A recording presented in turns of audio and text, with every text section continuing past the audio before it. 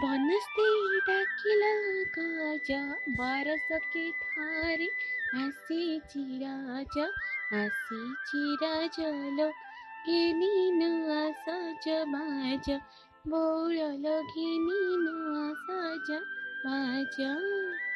ମୁଁ ମୀନାକ୍ଷୀ ଦାସ ସମସ୍ତଙ୍କୁ ରଜର ହାର୍ଦ୍ଦିକ ଅଭିନନ୍ଦନ ଜଣାଇ ଆରମ୍ଭ କରୁଛି ମୋର ଛୋଟ କବିତା ରଜ ମଉଜ। ସବୁଦିନ ପରି ଆଜି ବି ସମାନ ଲାଗୁଛି।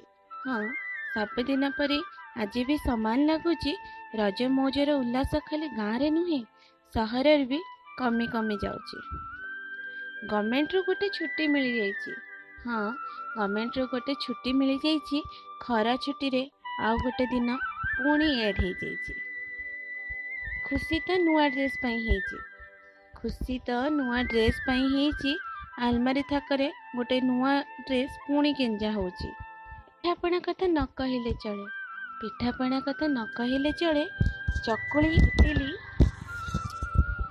ଚାଉମିନ୍, ବର୍ଗର, ପିଜା ଆଉ କିଛି ଫାଷ୍ଟଫୁଡ୍ ସହିତ ରଜ ମାର୍କେଟ ଚାଲିଛି। ପୋଡ଼ପିଠା କଥା ଇତିହାସ ହେଲାଣି। ପୋଡ଼ପିଠା କଥା ଇତିହାସ ହେଲାଣି। ମଡର୍ଣ୍ଣ ମମି ଓଭନରେ କେକ୍ ତିଆରି କରୁଛି। ଦୋଳିର ମଜା ପାର୍କରେ ନିଆଁ ହେଉଛି। ଦୋଳିର ମଜା ପାର୍କରେ ନିଆଁ ହେଉଛି। ଗୋଟେ ଦୋଳି ପାଇଁ ଏଠି ଲମ୍ବା ଲାଇନ୍ ଲାଗିଛି। ସେଠି ପୁଣି ସମୟର ପାବନ୍ଦି ଅଛି। ସେଠି ପୁଣି ସମୟର ପାବନ୍ଦି ଅଛି। ଟିକେ ବିଳମ୍ବ ହେଲେ ପାଟିଗୋଳ ଆରମ୍ଭ ହେଉଛି। ଗାଁରେ ବି କିଏ କାଁ ଭାଁ ରଜ ମାନୁଛି। ଗାଁରେ ବି କିଏ କାଁ ଭାଁ ରଜ ମାନୁଛି। ପାନ ଖାଇ ଯାହା ପାଟି ଲାଲ ହେଉଛି। ଗାଁ ଦାଣ୍ଡରେ ଆଉ କବାଡି ଖେଳ ନାହିଁ, ନା କିଏ ତାସର ଆସର ଜମଉଛି। ଗାଁ ଦାଣ୍ଡରେ ଆଉ କବାଡି ଖେଳ ନାହିଁ, ନା କିଏ ତାସର ଆସର ଜମଉଛି। ଘରୁ ବାହାରିବା ଏଠି ବିପଦ ହେଲାଣି।